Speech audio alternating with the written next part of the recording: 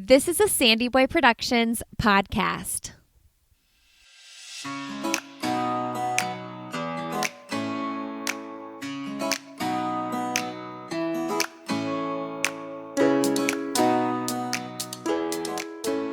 Hey everybody, welcome to Why is Everyone Yelling with Lindsay Hine. I am your host, Lindsay, and I am super grateful that you are here today. If you are new to the show, welcome. We are glad to have you. A little bit about me. I am the mother of 4 myself. I have been podcasting for 4 years now. I have another show called I'll Have Another with Lindsay Hine, where I interview professional and everyday runners. And man, when I started that show, I had 2 babies and I was pregnant with my 3rd. And as time went on hosting that podcast, I became more and more interested in talking with guests about parenthood, talking with other parents, experts, and I wanted to create a community where people could encourage one another. And really my biggest goal for this podcast is that you'll walk away armed with some sort of knowledge that you can use and apply in your everyday life, whether that's big or small. It'll probably change or depend on the episode. Also, I want to let you know we have a Facebook group called Why is Everyone Yelling? And that's going to be a great place to connect with all the other listeners and to join the community over there. Come there with any kind of questions or comments or thoughts. We would love to welcome you over there. Today's episode is episode 6, and I am super pumped about this podcast episode. When I decided to start a parenting podcast, this was one of the first guests I thought of to come on the show, okay? So this episode is with Alex Caspero. She is a registered dietitian, and she is the co-founder of Plant-Based Juniors. She's also the chef behind Delish Knowledge, and her goal is to cut through the nutrition noise by providing real-life nourishing tips for the body and the mind. Alex has a bachelor's degree in nutrition and dietetics from James Madison University. She has a master's degree in exercise science from the University of the Pacific in Stockton, California. And she's also a certified personal trainer, group exercise instructor, and registered yoga teacher. She's the mother of 2, and she's also a cookbook author. She has a cookbook called Fresh Italian Cooking. She is the co-founder of Plant-Based Juniors. She is teamed up with another mom and dietitian friend, and they provide a community that gives you a complete guide to plant-based prenatal and pediatric nutrition. Okay, what I love about Plant-Based Juniors and Alex's work is that this is not about perfection. It's about helping you get more plants on your plate. It's not an all or nothing approach. And I love that so much because I cannot do all or nothing. I'm all about balance over here. As much as I can, I'm all about balance. So you're going to hear all about plant-based eating for kids in this episode, as well as making sure we get enough protein and iron and calcium in our diets. And then we also talk about mealtime and dinner time with kids, because I don't know if you are anything like me, it is really hard for me to get my kids to eat a wide variety of foods. I have a 3-year-old that eats Triscuits all day, every day. So Alex gives some good tips, and she's got a great philosophy on all of that. I cannot wait for you to listen to this episode. If you enjoy it, leave us a rating and review so more people can find it. And guess what? Alex has agreed to come back on the show. So if you love this episode, you're going to get to hear more from her soon. All right, enjoy my conversation with Alex Caspero. Well, today on the podcast, we have Alex Caspero on the show. Welcome to the podcast, Alex. Thanks so much for having me, Lindsay. Well, I am so excited. I've been following Plant-Based Juniors on Instagram for a while. A couple years ago, I was like, I'm going to go more plant-based. We've been vegetarian for a long time. And I don't know if you guys showed up on an ad or like somebody, recommended you or what, but I found you guys and I've been following along, and you guys are putting out such great information. Thank you. Yeah, it's been really fun, and really we're just putting out things that we think is interesting to ourselves and our own kids. So we're like, oh, someone else might find this interesting as well. Okay, Alex, so tell us, we'll get to Plant-Based Juniors, but let's learn a little bit about your life. I know you live in St. Louis now, but where'd you come from? Yes. What brought you there? Yeah, so before this, we were in California. I moved out there actually for grad school and met my husband, was out there for almost a decade, loved it. My husband works in recreation, in university recreation. So he got a job opportunity in St. Louis, and we decided, let's try the Midwest for a little bit. He's originally from Wisconsin, so it felt like it was getting a little bit closer to his home and his family. Where at in California did you live? Sacramento. Okay. Yeah, you're making a Yeah, big yeah. change coming to St. Louis. Big change. Big change. And I'll tell you, I can't wait to get back to California someday. But right now, we're definitely making the most of our sort of Midwest adventure. Oh, I love it. Okay, so you obviously went to school to be a dietitian. You're a dietitian. What did you do before Yes. Plant-Based Juniors? Yeah, a little bit of everything. So went to school to be a dietitian, went to grad school. So my master's is actually in exercise physiology. I thought I was going to be a sports dietitian. That was always sort of something I was really interested in. Did that for a few years and realized I hate working with coaches. Mm. I loved working with athletes. I couldn't stand sort of that coach dynamic and feeling like there's just a lot of friction. I was working for a D1 athletic program and it just didn't seem to be the right fit. So left there and then actually ended up working in eating disorders. So one sort of sidestep of my sports dietitian role, I found out that I really loved working with disordered eating patterns, eating disorders, which unfortunately come up a lot, especially in female athletes at the college level. And so that was something I found myself gravitating towards, went and worked there for a few years. And then I went back into the university setting and became a wellness director, dietitian, until we moved here to St. Louis. And, sort of that whole time I was working on Delish Knowledge. I love cooking. I love food.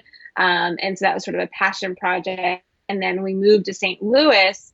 I told my husband, like, I think I want to start this business. I've kind of been doing it for a little bit. Let's see what I can do. And that was 5 years ago.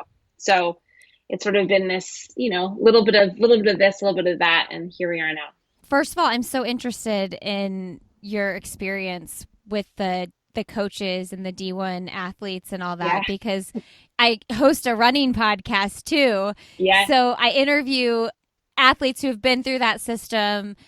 Sometimes I interview coaches, and it does seem like just an extremely intense environment. It's intense. It's really intense. And I found that what I disliked about it is it felt like the nutrition voice sometimes wasn't always aligned with the trainer voice or the coach voice, or sometimes even the athlete voice, especially when we talk about some issues that we were having, especially along the sort of eating disorder realm. And it was like, I just knew this wasn't going to be a sustainable place that I wanted to be at for 20, 30 years. Yeah. And it was sort of like, I like this. I'm interested. I'll still always, I think, be interested in sports nutrition, but I knew I couldn't have a career, at least in that setting. It just wasn't a good fit for what I wanted to do. Yeah, it sounds like it would be very emotionally challenging. That's exactly how it was. Yes, yes. And I was new. It's also, I think, hard too when you're like, 24, just out of grad school. And I was like, Totally. But this is what the research says. Like, and these people looking at me like, that's great, lady, but I've got, 10 years of experience doing this. Who are you? So I think there was a lot in it, but I'm actually very happy it didn't work out, because I'm very, very happy at what I'm doing now. And I know if I would have been here if I didn't leave that. Okay, so tell us a little bit about Delish Knowledge. Yeah. So Delish Knowledge is sort of my recipe collection of where I've been really putting recipes for over a decade now. Like I said, I love to cook. That's always been something I've been really interested in. And when I was in grad school, I had just moved to California from Virginia. And I was very homesick and having a hard time with it and missing, my friends and my mom especially. And so cooking was just sort of this thing I would do. I had no friends, and I would just go back to my little studio apartment and cook. And it really became this place where my intention was like, hey, I want to show you all these things I'm cooking. Let me put this online. And then from there, it just kind of blossomed into this blog. And, I think there's over like 1,200 recipes right now. So wow, it's definitely come a long way in the decade since. But yeah, that's what it originally intended to be. And now it's sort of my my place to share not only my nutrition thoughts, but also, tips and lots and lots of recipes. And by the way, Alex has a cookbook too, an Italian Yeah. cookbook, which I think is super Yeah. interesting. Yeah, well, that really came out from the idea that I love pasta, Mm. and especially being in the eating disorder world at that time, there was such a like, oh, pasta is this like never food, and everyone was like, how can you be a dietitian and eat pasta? And it was like, hold on. Yeah. Pasta is not inherently unhealthy. It's the way that we cook it, especially here in America, where we have these like giant portions and, lots of highly caloric sauces. So my intent really with that book was to show like, let me show you how Italians eat pasta, Mm. because, the way my grandmother cooks and the way I grew up eating, it was not these like giant indulgent portions. It was like we had pasta, 4 or 5 times a week, but it was always with lots and lots of vegetables and other things to kind of round out the meal. And it always felt very, very healthy to me. Okay, so tell us about when you decided you wanted to jump into the whole plant-based eating and business.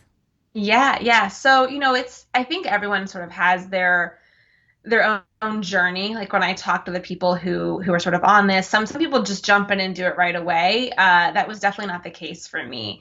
In high school, I was never a big meat eater, so I that was not really anything that I typically liked or geared towards. So in high school, I was like, I think I'm just gonna stop eating meat. I didn't like it, and I think honestly, if I were to ask myself at that point, it probably was sort of that teenage girl like trying to limit calories. But that was sort of my decision in that point, and I kind of stuck to it, and I didn't, like I would not eat meat, but then I would, and then I wouldn't again, and so that kind of happened for quite a few years. And then in college, I was dating this just like total meathead, Mm. like bodybuilder, like protein obsessed. I mean, he used to wake up in the middle of the night and eat like cans of tuna. That's And it was hilarious. just, anyways, we had a pretty tough breakup my senior year of college. And when you go through a breakup and you just want something like completely new, Uh-huh. like, some people like change their hair, some people do like, whatever. For me, it felt like the most natural thing to just be like, I'm really gonna stop eating meat. Like I'm done with it. Like I needed to like distance myself as much as possible from this guy. And for whatever reason, that just like clicked. I had a girlfriend at the time who brought over the book Skinny Bitch. Okay. And she was like, yes, you told me that you're not gonna eat meat anymore. I think you should read this book.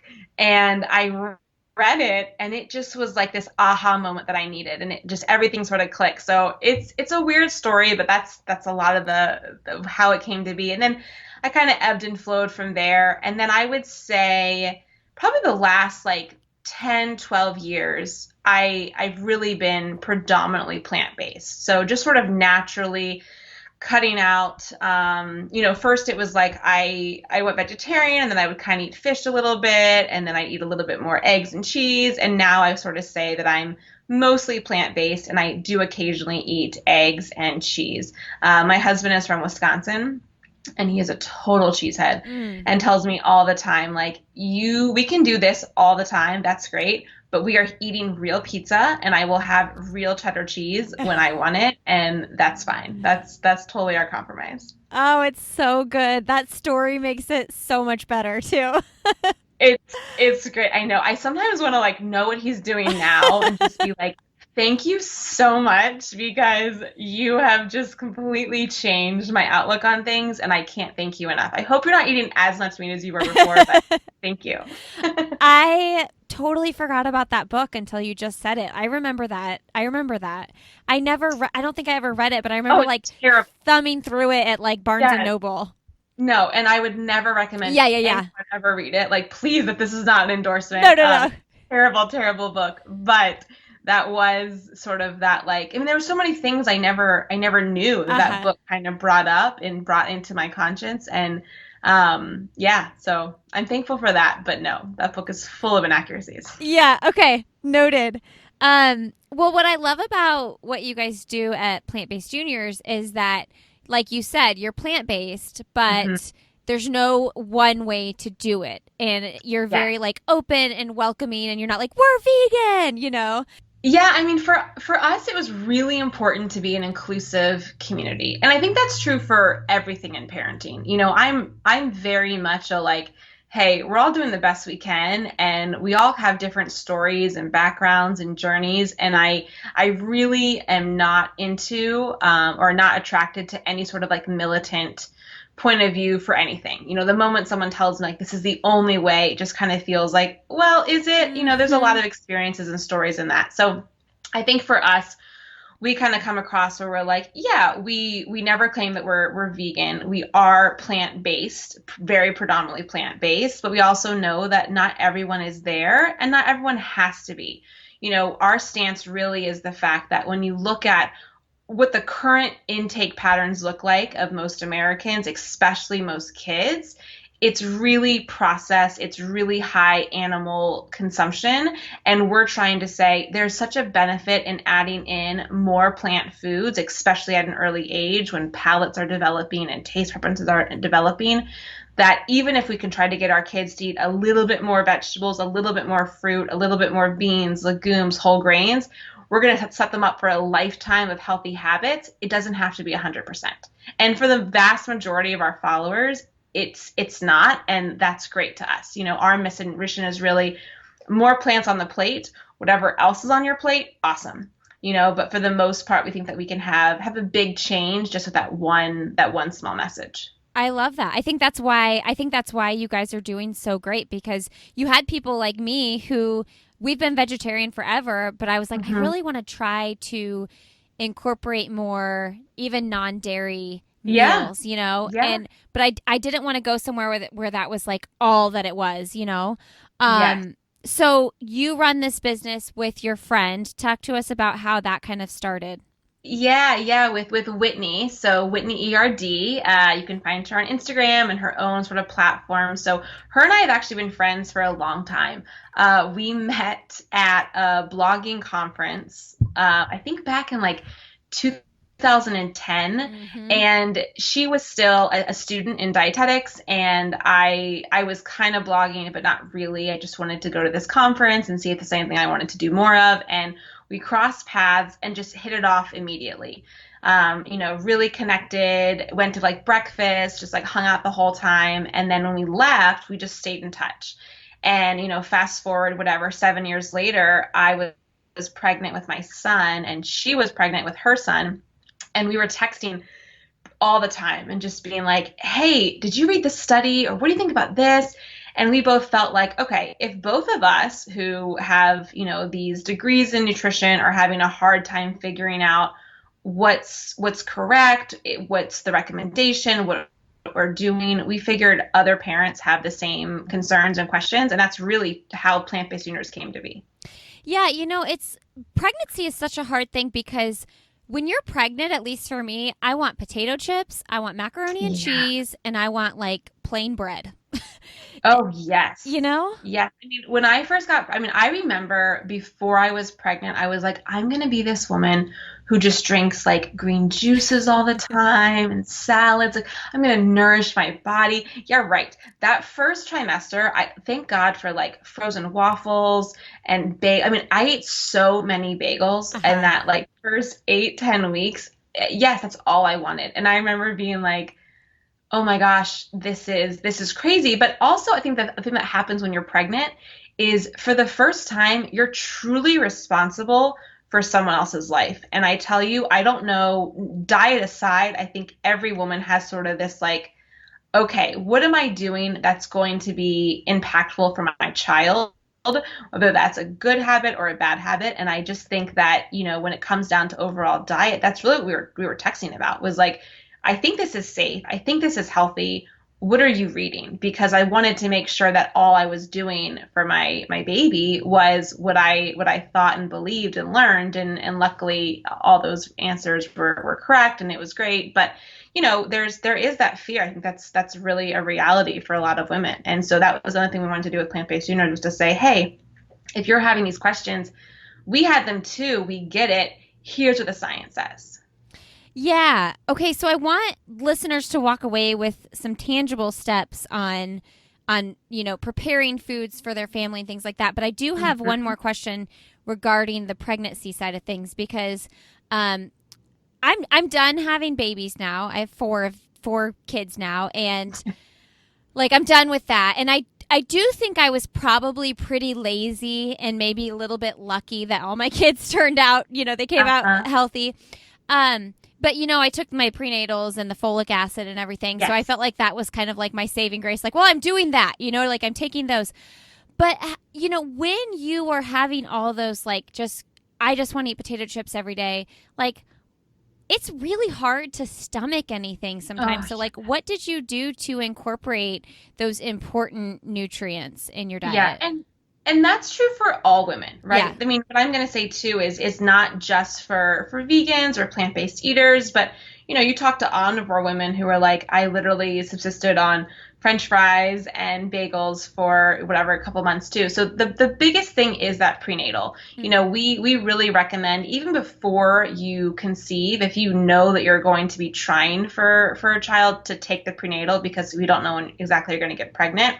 And those first few months are so important in neural development. So definitely take the prenatal. Honestly, that's going to cover a lot of the gaps. There's a reason that we push that. There's a reason we really like supplementation in pregnancy, because there are those days when you're like, yeah, I know I probably should eat a salad right now or a bean taco or something with a lot more nourishment in it, but I just want a bagel, and that's okay. We do believe in honoring your body and taking the supplements. So for me, it really was about what I could get down. I couldn't eat raw vegetables. I had a lot of nausea with my son until like well into the second trimester, but I could handle smoothies. I could handle like cold things. So I would eat things that were like very well cooked or in smoothies. And that was a way I could get a little bit more nutrition down. So I say for all parents, like, if you can get certain things down, great. It doesn't have to be your normal diet you had before. Take your supplements, cover what you need to cover, but then also give yourself some grace. I think sometimes we're so hard on ourselves, all these pressures and trying to make sure we're doing everything we can. And that's not the reality for a lot of people, especially if you're dealing with, a lot of pregnancy symptoms, not just nausea, but heartburn or, digestive issues. So whatever you can, if you can try to find the healthier version, great. But also, your body is very forgiving. I mean, there is going to be a lot that your body is going to take from you to help with the baby. That's the first priority. And again, supplements are really key during this time. Okay, so we're going to talk in this conversation as if we're not necessarily like, we're not promoting, hey, get rid of meat in your life, but we're promoting getting more plants on your plate for yourself and your kids. So totally. Let's just start with like, right when kids start eating regular foods, right? Like you're breastfeeding or giving formula for the first year of their life, however long you do that. It's so individual, I know. Yeah. But I personally did a lot of pureeing and like a great job introducing these vegetables to my first son. And even a little bit to my second. But I'm going to just tell everybody that when my third came around, he was getting Cheerios and lots of ready-made stuff that was just like easy for him to just put in his mouth that I didn't have to worry about him choking or I didn't have to make. Yeah. So look, my 3 and 4, their first foods were not anything I'm super proud of, but I want to talk to our listeners and like arm them with some knowledge for ways they can not just throw them Cheerios for every meal. And, sometimes that happens. I'm on my second right now, and I tell you, I'm like, oh my gosh, compared even to the first, I'm like, you're definitely a second child. Like, it is what it is. And, I also will say too, there's a lot of forgiveness in this. I think that's one thing I'm really passionate about telling parents is I feel like sometimes there's such this like perfection message that gets talked about, especially on Instagram and how we're feeding our kids. And like, again, things are very forgiving. It is what we do over the long period of time that makes a difference, not these individual days or even weeks sometimes. And that's true with pregnancy too. But yes, especially with feeding kids. Yeah, and I put that disclaimer on there just so that everybody listening knows too, like, hey, like, just because we're going to talk about these things doesn't mean I've done this 1, 2, 3, 4 times. This is like what, this is knowledge I want to arm people with so that if they want to pursue this, they can. So what are the first kind of steps you would advise someone who is introducing their child to food that's not milk or formula, breast milk or formula? Yeah, so if we're talking around sort of the 6-month age, 5-6 months, and parents start to introduce solids for the first time, I'm not so concerned about what foods you're offering, but I am concerned about nutrients, because there are specific nutrients that we need to make sure that we're giving kids at that young age. Sometimes you hear the phrase like food for one is just for fun, and that's kind of true. We definitely want to introduce different flavors, different textures, but we also want to make sure that kids are getting nutrients that breast milk in particular doesn't always offer after that kind of 6 months period, and especially things like iron, zinc, etc. So that's really where this whole concept of introducing a lot of like meat or iron fortified cereal comes in, because our babies store enough iron from in utero until about 4 to 6 months, and then they have to get it from the diet to help supplement. And so that's why you'll see a lot of push for more meat, iron fortified formula, but you don't have to do that if you don't want to. So we were big fans of iron fortified cereal if that works with your kids. We did a lot of like beans, a lot of different vegetables, fruits. I think the big thing that we always say is making sure to pair something with iron with something with vitamin C, but also introducing lots of foods. Sort of that 6 months until about 18 months for some kids is what we consider to make the honeymoon period. That is when most babies are going to be really accepting of a lot of different foods, way more so than they're going to be after that, when sort of that picky eating and behavior issues start to develop. So the more that you can introduce different textures, different flavors, I think is one of the biggest things I want to tell parents. Like, don't shy away from spices. Don't shy away from things you don't think that your kids will eat because they're not considered kid food. This is the time to get them in. I'm not saying they're always going to love beets, but they're probably going to like them a lot more at 10 months than they are at 2 years old, because by 2, they've already kind of developed their preferences and their palates. So that early feeding time, I think, is really critical to say if you want your child to eat more vegetables, more fruits, more whole grains, whatever sort of you deem as these healthier foods, that's the time to introduce them often and introduce them in different ways. Okay, so let's give everybody some more examples of iron-rich foods and then vitamin C-rich foods that we can pair them with, so that we have an idea. Like, I'm giving my child, like a bean, black beans, and I guess I'm really bad at this with knowing what little people can eat. You wouldn't think that I had 4 kids, right? But say we're talking even 1-year-old, 2-year-old, whatever. What are iron-rich foods we can pair with vitamin C-rich foods so that we know we're getting that absorption?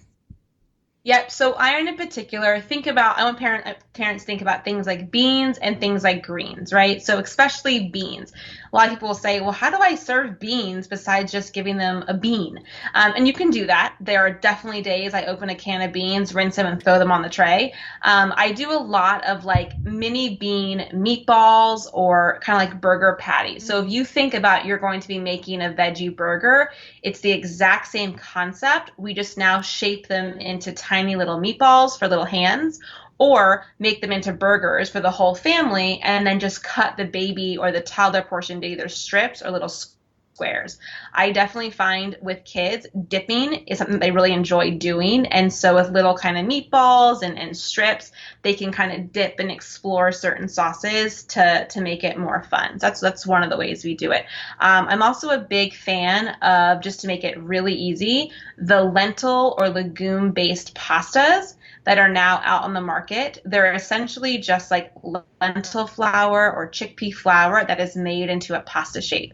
So if you're thinking, there's no way I'm going to get my kid to eat a bean, try that in the pasta. It kind of has a similar texture, but you're also getting iron, you're getting protein, you're getting fiber, all the benefits of eating the whole lentil or the bean, but obviously in a pasta, which some kids might find a lot more appealing.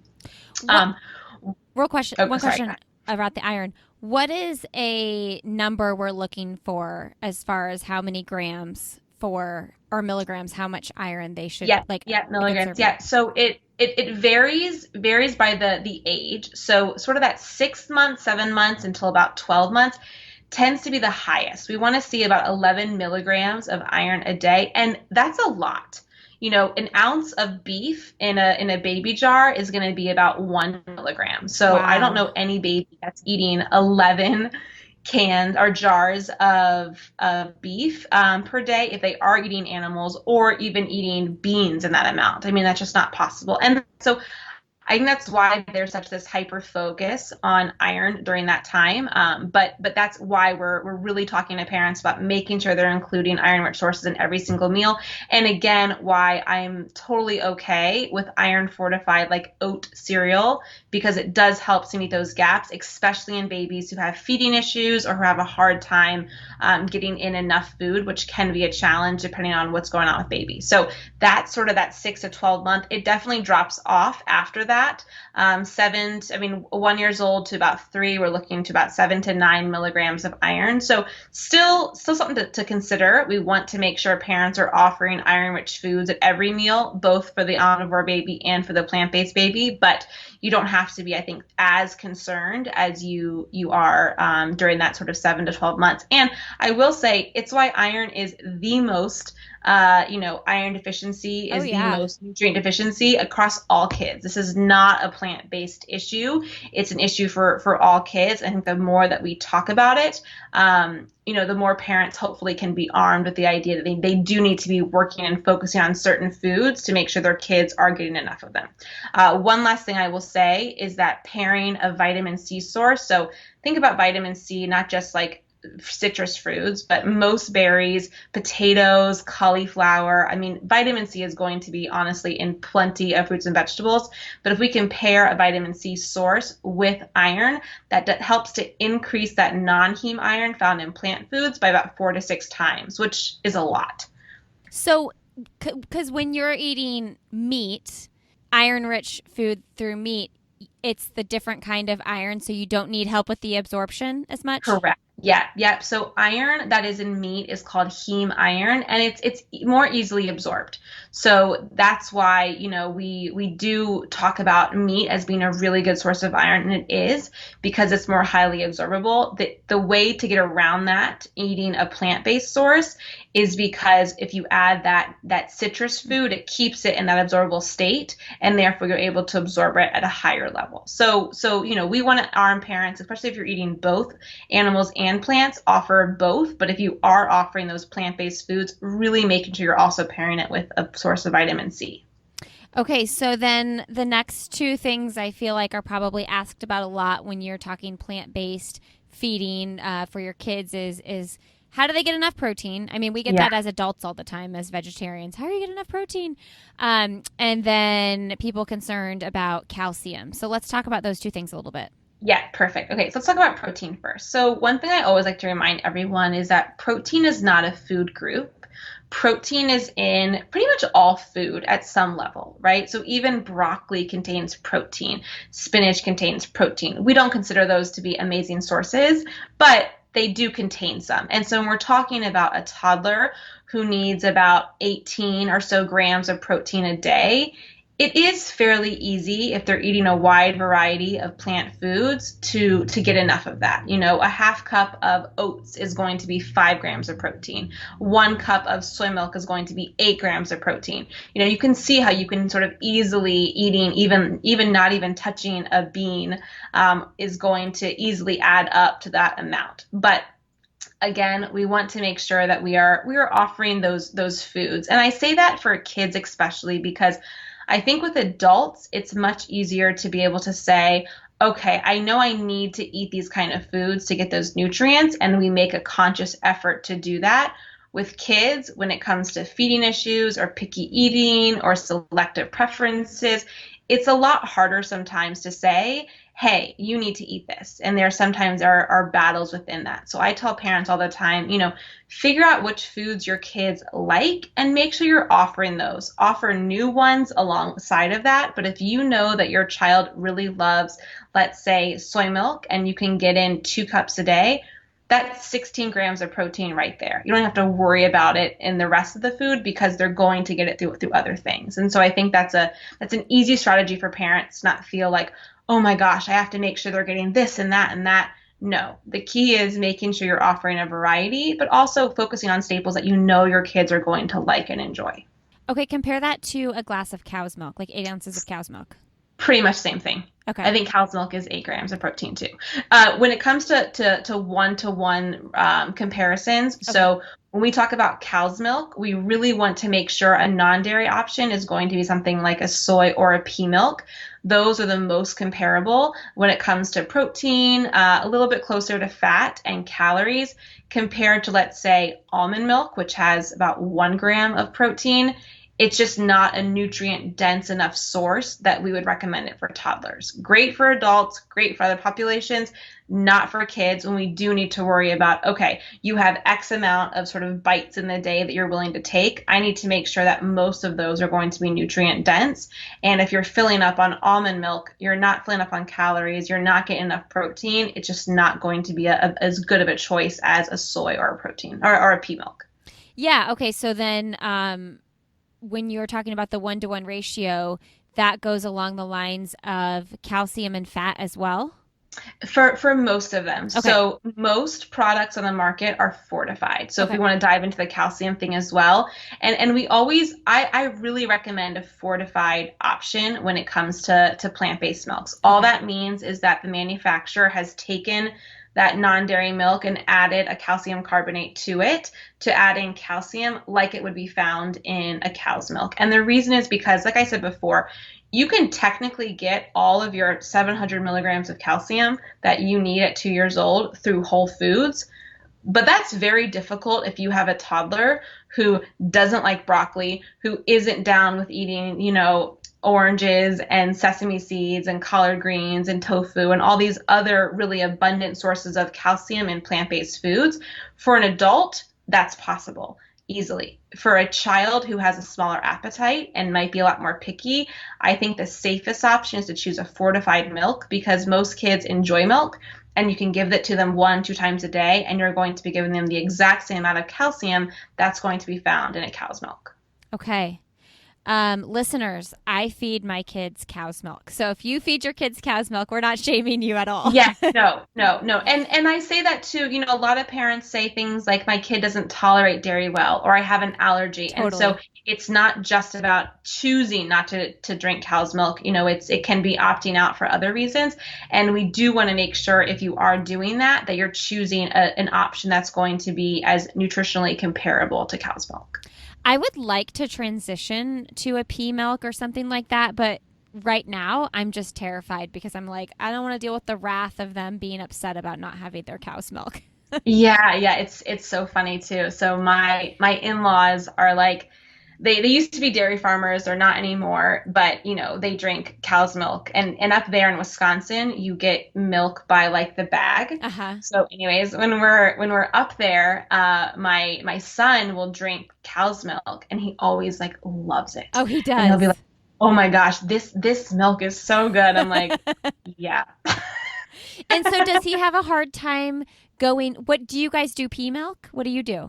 So we do mostly soy milk. He doesn't really like the pea milk as much. Okay. He does like his soy milk for sure, but I know when he's getting sort of the cow's milk, there's that like, oh, this is delicious. I'm like, yeah, it's, farm down the street, a whole cow's milk. Like it does taste much richer and different than milk. I know there is that difference, but I'm very much of the idea that like I serve him those foods at home, but when he's at his in-laws, whatever, I don't want to ever make him feel restricted. Sure. That's my eating disorder background, and I'm very conscious of that. And so, he's able to make his own choices when he goes up there too.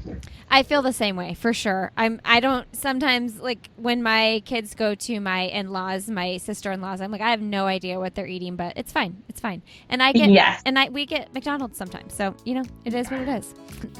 A quick break here, everybody. I want to let you know that Alex has given you all a code if you want to shop around on their website and check out any of their cookbooks or anything they have to offer, any of their courses or resources.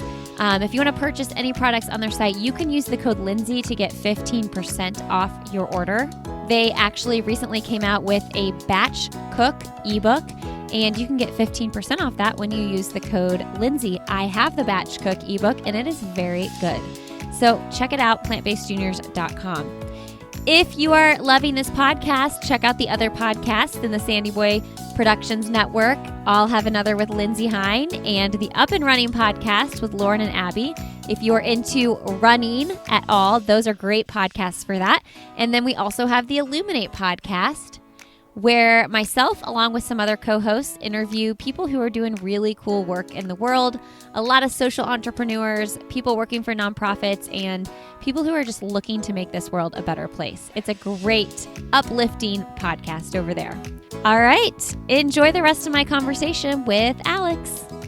Okay, so let's give our listeners some tangible takeaways for how they can incorporate some simple plant-based meals into their everyday routine. Because I think where I personally at least get hung up, I will start the week and I'll be like, okay, I'm going to meal plan. I'm going to do this. And then it's 5 o'clock and I'm like, oh, here's some Annie's macaroni and your dad and I are going to have our own thing, So it's just what's easy. And so I would love to give some ideas for how to make this as simple as possible.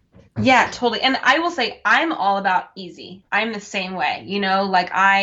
I love to cook, but I have 2 kids under 3, and there's no way I've got more than 20 minutes to get dinner on the table. And even that is a good night when Daniel Tiger's on. So yes, I totally get it. So one thing I will say too is I'm very much of the mindset of start where you are and then figure out where you can make small changes. I know there are people that can make these huge leaps overnight, but for most of us, small changes feel really good. They feel really manageable, and more importantly, they feel really sustainable. So for example, one of my favorite easy to go recipes is my lentil tacos. And if you can make ground beef tacos or ground turkey tacos, you can make lentil tacos. It's essentially the exact same thing. You're going to be sauteing an onion. You're going to be adding in a pound of cooked lentils, just like you would if you're going to be adding in any other kind of meat. And you're going to be adding in taco seasoning. If you want to get fancy and make your own taco seasoning, more power to you. But open up a packet of that, sprinkle it in, maybe add a little bit of salsa if you want some more tomatoey sauce in there. And that's it. And we eat those probably twice a week because they are so easy. I feel like most kids love tacos. My son gets so excited for taco night.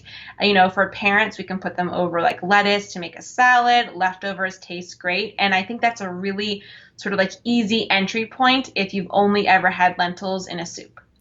So when you say cooked lentils, this is maybe a silly sounding question, but I never buy lentils and I'm not against them. I will eat something with lentils in it if I'm somewhere else. I just never use them myself. Are you buying them cooked in a can or what? You can. So you can buy them. You can buy them in a can, just like canned beans. You can find them in a can. I find the easiest way, and to be honest, the cheapest way, is just to buy them in a dry bag. Even a good organic brand of lentils is going to be $1.50 for a pound. So the nice thing about lentils is compared to other dry beans, you don't have to soak them. So you can literally open them, throw them in boiling water, and they're done in 25 minutes. Personally, we talk about meal prep. I usually make about a pound or 2 of lentils at a time during the beginning of the week because I know I can add them to salads. I can mix them with a little bit of pesto and throw them with pasta and give that to my son one day for lunch. I mean, it's really sort of an easy way to sprinkle in a little bit of cooked lentils here and there for extra protein, extra fiber, extra iron, extra zinc. Beans and legumes to me have just so much nutrition in them, and I always want to make it as easy as possible. But again, if you're hesitant on lentils and you never had it before, I think the vegan lentil tacos is a really sort of nice introduction to how they taste.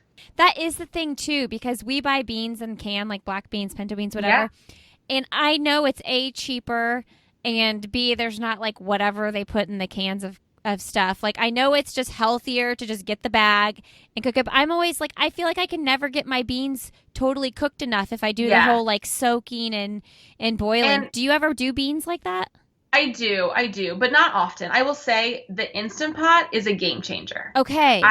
Yeah, if you've got an Instant Pot or even a slow cooker, that is the key to me to making beans because you don't have to soak them for the Instant Pot. And for my slow cooker, I can put it on and let it do its thing all day long.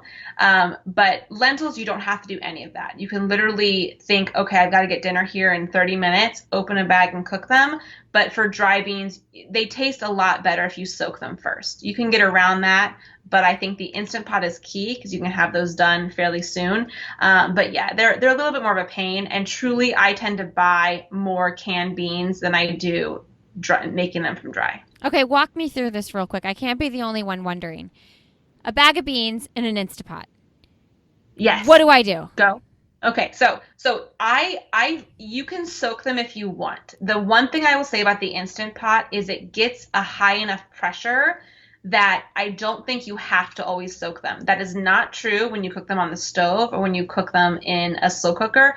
People will say, oh, you can do a quick soak method. I always find when I do that with my beans and cook them in a slow cooker or on the stove, they just don't come out as tender as I want. They're always a little bit hard. And I think that the soaking really helps you there. So this is not for that. For the Instant Pot, you throw them into the base of the Instant Pot, cover with water. I add a little bit of oil, just a smidge, and that's because, in your Instant Pot, sometimes the water can like fizz up in the valve release. The oil helps prevent any foaming. And then you can add in spices. If I'm making like chili beans, I'll throw in, oregano, chili powder, paprika, whatever, and then latch it. And then on most Instant Pots, you can just push the bean setting, walk away, and you're done. Really? You can it's really great. I say the Instant Pot has changed the game, I think, when it comes to cooking dry beans. It still is going to take more time than opening a can of beans, but if you like beans, it's a really nice way to do it. And when I have time, I will make a big batch and then I'll freeze them in like little individual sandwich bags so I can just have them, straight from the freezer, pull it out, defrost it, add it to soups, add it to, whatever kind of dish I'm making. So you don't need to soak them at all if you do the Instant Pot. You just don't need to. If you do the Instant Pot. If you do the Instant Pot. Okay. Yeah. Do you think they taste better that way? Like, do you think they taste better than out of a can? Dry, 100%. Yeah. Yes. Okay. Yes. And if I'm really getting fancy, I'll saute like an onion and a bell pepper first. Put it in the Instant and Pot too. then put the beans in. Yeah. I always say things I did before my daughter and things I do after my daughter. Baby too. Totally different. Oh, for sure. You know what though? Like, I have time to do that stuff. I just stand in the kitchen and like twiddle my thumbs and I'm like, blah, blah, blah, what do I do? And so it's like I just need the direction. So, okay, we're going to add lentils to the list. Okay, let's do vegan lentil tacos. We're going to link that in the show notes. So there's your Monday recipe of the week, everybody. And then make extra lentils so you can sprinkle them on your salads. And we're hoping the kids will eat these. Do you have tips for getting I think that my 2-year-old would eat them. I know that my 3-year-old won't. And I maybe my Why? Do you think it's because they're new? Yes, and and this is this is because we threw him Cheerios, his whole first few years of his life. He eats peanut butter and jelly, he eats Kids Cliff bars, and like that's about it. Like I can't get the kid to eat anything. Yeah, so I will say this for all foods, and this might be helpful for any parent who's like, oh yeah, mine too, is it takes a long time for some kids and most kids to be introduced to new foods. So what I hear a lot from parents is they'll say things like, oh, I gave it to them once, they didn't like it. And so that's our feedback to say like, no, they don't like it yet.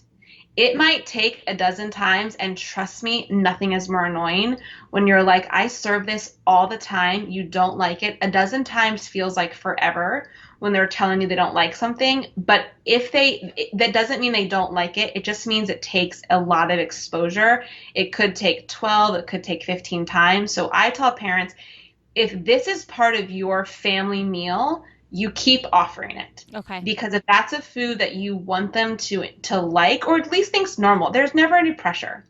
I never recommend pressuring kids to eat or making them eat anything. That's really important. They are their own individuals. They are responsible for what's going into their body.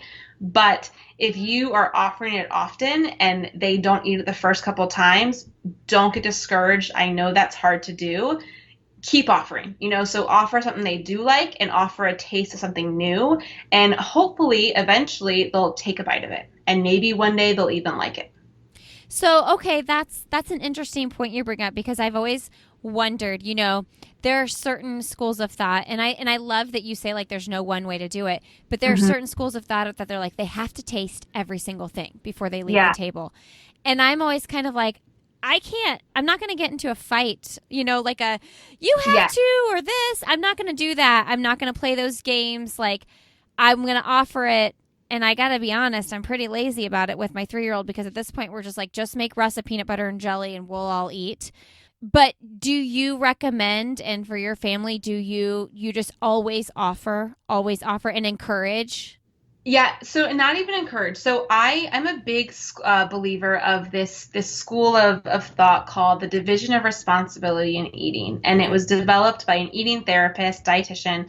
And the idea kind of is that parents are responsible for what we're offering, and parents are responsible for when, but the child is responsible for if they want to eat it and how much. And I think that for me, that's always clicked, especially with my background.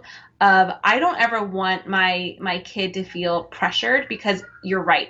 It's not about trying the new food. It's about the power game that happens after. And so many parents tell me things like mealtime is so miserable. Dinner time is such a struggle.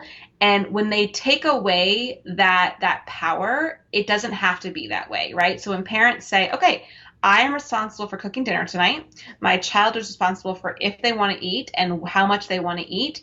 It's actually very freeing, because there is no pressure, I think, on the parent to be like, oh, they have to eat this. They didn't eat enough. How much they eat? It's like, oh, no, your child's not going to self-starve. Yep. They will eat if they are hungry. They will eat the foods they want. There have been many meals where my son has only eaten strawberries from the plate, and that's okay. Nutrition's a long game.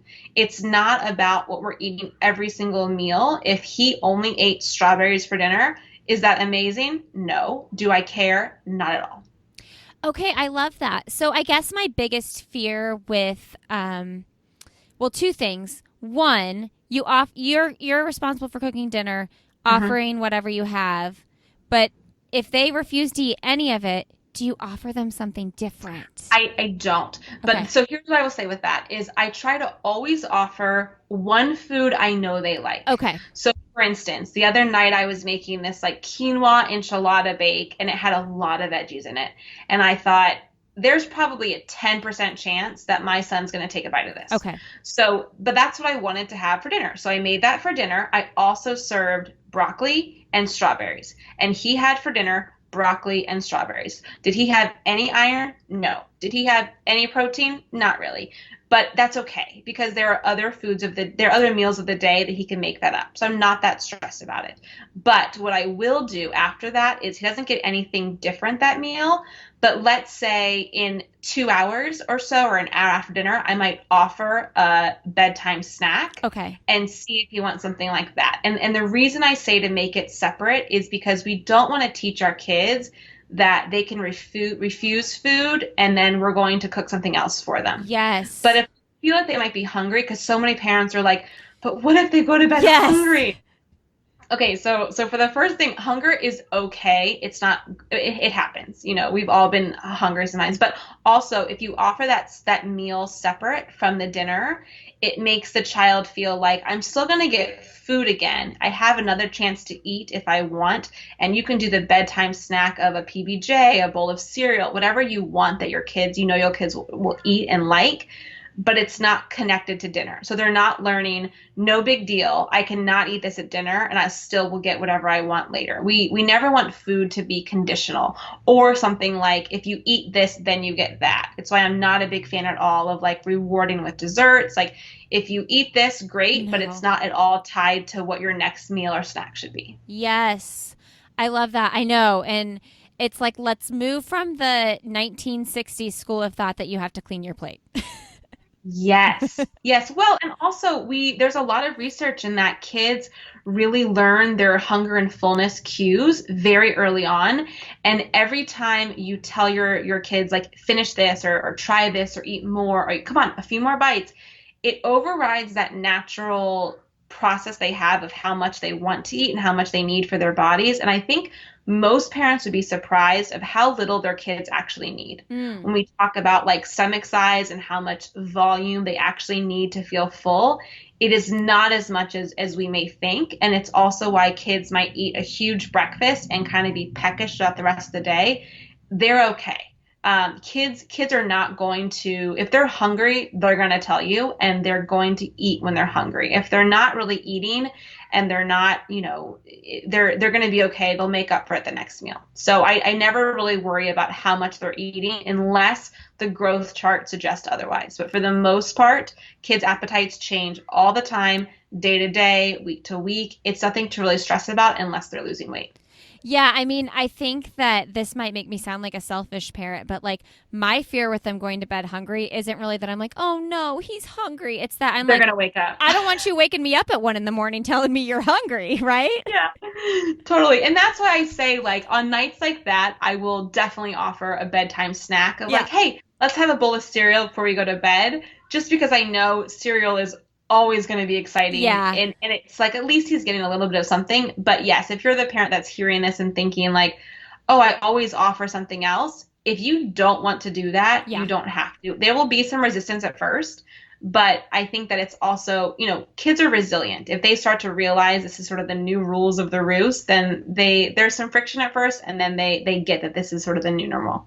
It takes a lot of pressure off too. I mean, I'm pretty sick of making separate peanut butter and jelly sandwiches for Russell, who is our number 3. Like, we'll have dinner done and we'll be like, what did we make for Russ? Because everybody else will pick and choose. But I love the idea that like just focus on maybe always offering one thing that will be a piece of the meal that they'll eat. Yeah, and so I also, just to touch on the, if you eat this, you can have that type of thing. I think that's super common. I think about this a lot. I hear parents saying, well, like, you can have the ice cream if you finish your sandwich.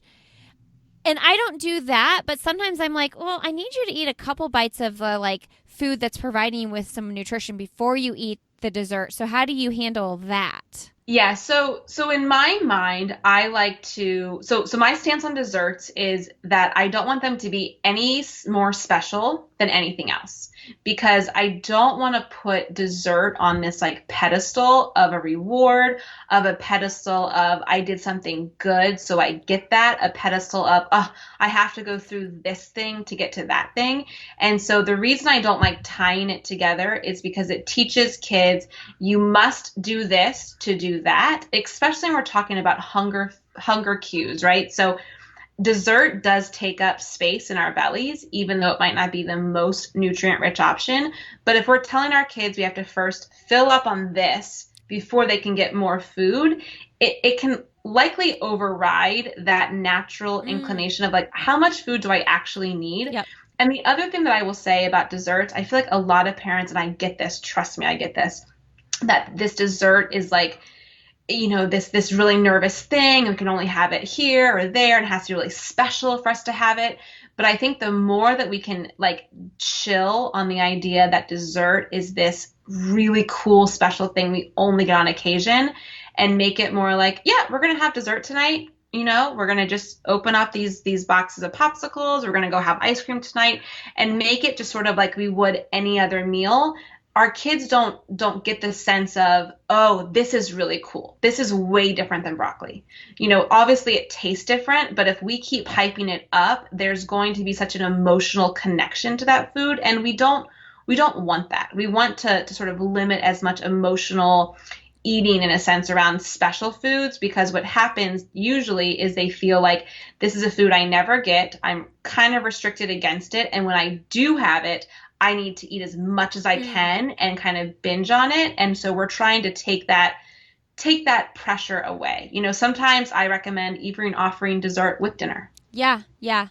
I love that. I mean, we did that last night. It was my son's second birthday and we had a birthday cake for him and we were all kind of like eating everything at once. And I ate like half of the like dinner food I would normally eat because I wanted room for the dessert. Yeah. Like I wanted. And so as you're saying that to me, I'm thinking through like, well, why would we make them finish that if as an adult I'm eating half of the pasta so that I don't feel sick when I eat all of the cake? Yeah. And I think that there's lessons in that too, right? So with dessert, I tell parents a lot, like, offer it like you would offer it, right? So I don't eat dessert every single night, but when I do, it's not a huge deal. Like, Yeah. oh, I'm gonna go grab a cookie. I'm gonna go have a little bit of this. And I try to have the same attitude with my son. Like, oh, you want a cookie tonight? Great, cool. So he knows that he gets to have these foods somewhat often, but not all the time. And every now and then, let them go hog wild. Like, let the kids eat as many cookies as they want, as much ice cream as they want, because they also learn that it doesn't feel that good. Yes. And they also learn self-regulation. And that's what we want. We want to teach our kids, especially as they start to develop more independence around their own eating habits, that they are able to eat what they want. But it takes away that like excitement, that like foreign forbidden food. And I think that if anyone has ever been a dieter in the past, that feeling. And we don't want to push that on our kids. And that's why I'm really sort of talk a lot about like not chaining foods, not having them be these like big, special, rare moments, but trying to approach ice cream the exact same way you would approach a lentil taco. I love it. That's so good. Well, there's so many more directions and so many more deep ways we could go with this, but we'll have to do another podcast if you're up for it. Yes. Let's do one more recipe and then we'll wrap up with some into the podcast questions and we'll put links to all the recipes and everything in the show notes. So I'll let you choose what recipe to recommend. Yeah. So one thing that I really love are my tofu nuggets. Another thing I hear a lot from parents and anyone in general is like, tofu? Meh. What do I do? And I get it. The first time I ever bought tofu, it sat in my fridge until it went bad. And then I threw it away. And then I bought it again and it went bad. And it took like 3 or 4 times before I had the confidence to even just like open it up. I had no idea what to do with this thing. So I get that. But if you're looking for a recipe that is kid friendly, that is family friendly, and still sort of in that not weird, this is now tofu for dinner kind of idea, my tofu nuggets, I think, kind of check the boxes. So they're essentially lightly breaded and then baked. Crispy little tofu nuggets, taste a lot like a chicken nugget. I show them with like a dipping sauce. That's sort of my copycat, like Chick-fil-A kind of like honey barbecue mustard sauce. And it's a really nice way to introduce tofu. But again, you're not introducing it in a way that might not be palatable to all kids. So yeah, that's one I would definitely recommend. I love that. That sounds so good. I'm going to I say I stand frozen in the kitchen. This is when I give the recipe to my husband and I say, will you try this tonight? Yeah, right. And I would say if you throw them in an air fryer, if you have one, it also makes them like super crispy and just sort of that like nugget kind of taste way more than the oven will be. Okay, here's another thing we're going to put in the show notes. We're going to put Alex's top like 3 to 5 kitchen items to have to make this plant-based eating easier. And one is going to be the Instapot. Everybody's been talking about the Instapot forever, and I have yet to do it because I'm like, well, we don't even eat meat. Do we need it? Blah, blah, blah. And now I'm convinced because of the beans. Yeah, I really love mine. And I tell you, my husband is constantly like, okay, pick an appliance to donate. Like, This is ridiculous. But the Instant Pot comes out quite a bit. And especially the newer ones where they have like slow cooker functions and the whole like Instant Pot. Like nice. I got rid of my slow cooker. Yeah. So I just have my Instant Pot. So wait for the Amazon, the Black Friday, whatever sale. But I think they're like, I don't know, $100 right now. Sometimes even less depending on what model you get. If you eat beans, if you eat chili, even if you eat meat, whatever, I think they pay for themselves over and over again because you're just able to throw dinner in, set it, and walk away. That's awesome. I think it's time. I think it's time for the Heinz. Okay, Alex. Well, thank you for doing this. Let's wrap up with my end of the podcast questions here. What's something professionally or personally that you'd like to do that you haven't done? I really want to do some type of cooking show with my kids. Oh, fun. I saw on your Instagram, I was actually watching it as we were like waiting to hop on the call. You guys are making the smoothie. Oh, yeah. Yeah. What's in the smoothie? Tell us what's in your smoothie, your breakfast smoothie. Yeah, and this is the smoothie I will say we probably eat every day. So some type of green, usually spinach, sometimes it's kale, sometimes I get, whatever, and I'll throw in like a mustard or a collard greens, but sometimes green, a frozen banana, and that is key because it really gives it that like creamy kind of milkshake consistency. A little bit of nut butter, chia seeds usually. Sometimes I'll do hemp, but mostly chia seeds. Milk of choice. I usually do a fortified soy milk just to get the calcium like we talked about before, some more protein. And then any kind of berry that you want. So the berry just kind of has a little bit of sweetness to help balance the greens. I love like mango is great, strawberries, raspberries, and then a little touch of cinnamon, and that's it. Okay. It's delicious. Even if you're like, there's no way I would like a kale smoothie, you don't even taste it. I promise you. See, I make smoothies with my kids and I put protein powder in it. Are you against that?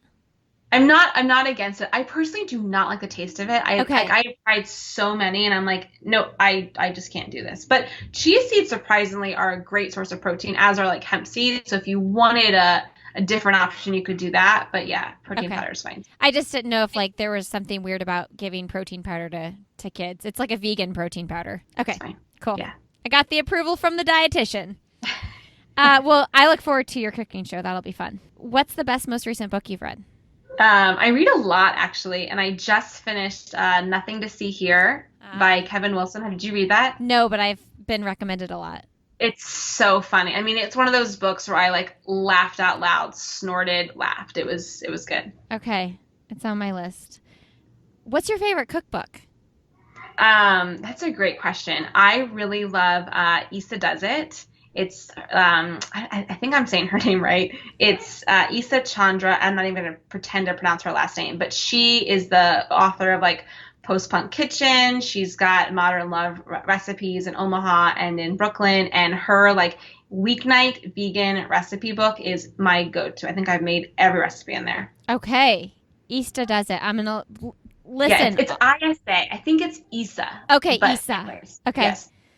Don't come for me, people. I'm sorry if I don't pronounce it. Again, links to all these will be in our show notes. Okay. Coffee, tea, or cocktail with someone fun, motivating, or inspiring. Who is it? Yeah, I love Oprah. Oh, and me too. I especially in grad school, I watched her show like every single day. It was like I would come home, I like DVR'd at that point, and I would like have dinner with like my girl, and I love her. I love her. She can do no wrong. I'm telling you what, anytime I've had like a live show for a podcast, I will listen to Oprah. Like, even if it's an episode I've already heard, I'm like, I just need like her wisdom and like in my head and the calmness. And I remember like leaving class early in college to get home to watch go watch it. Yes. Because I didn't have like, I don't even know if I had the DVR at my house or whatever. And I would like be like leaving biology lecture early to watch Oprah. I'm like, who does that? It's me. No, I get it. I totally get it. I know. And like her book, like Power, I love her podcast. I love everything she touches. She's great. We're going to go have a cocktail. Okay. Invite me, please. Okay. What's your one message to the audience? Yeah. So I just, want to remind all parents that you have a lot of influence over your kids' eating habits. But they're also still individual and they still also have their own preferences. So don't get lost in the comparison trap when it comes to what other parents are doing for their kids. And I think it's something we kind of touched on before. I think that the moment that you sort of decide what your responsibility is and what your kid's responsibility is, it can break a lot of those negative things that we tend to have around child feeding.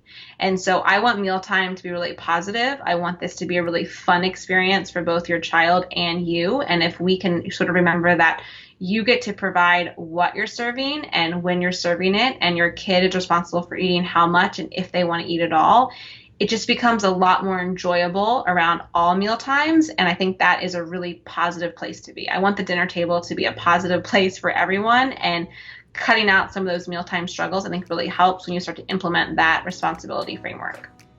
I love it. Thank you so much. Yes, thanks so much for having me. Thank you so much for tuning in today, everybody. Thank you, Alex, for coming on the show. Super thankful for you coming on and sharing your knowledge with all of us. You guys make sure you go check out Plant Based Juniors on Instagram. Check out their website, plantbasedjuniors.com. All the links to everything we talked about, including the recipes and books we talked about, will be in the show notes. Those are at sandyboyproductions.com. If you want to get on our email list, email my assistant, Emma at sandyboyproductions.com. And these show notes can be delivered to your inbox every single Tuesday. And this is my weekly request to leave us a rating and review if you enjoyed this episode. That is super helpful in new listeners finding us. And if you really enjoyed it, share it with your friends on social media and tag us. Why is everyone yelling? We also have a great community forming on Facebook in our Facebook group, Why is Everyone Yelling? Yes, I just appreciate you all so much. Thank you for being here. Thank you for giving this new podcast a shot. And we will see you next week on Why is Everyone Yelling? Have a great day, friends.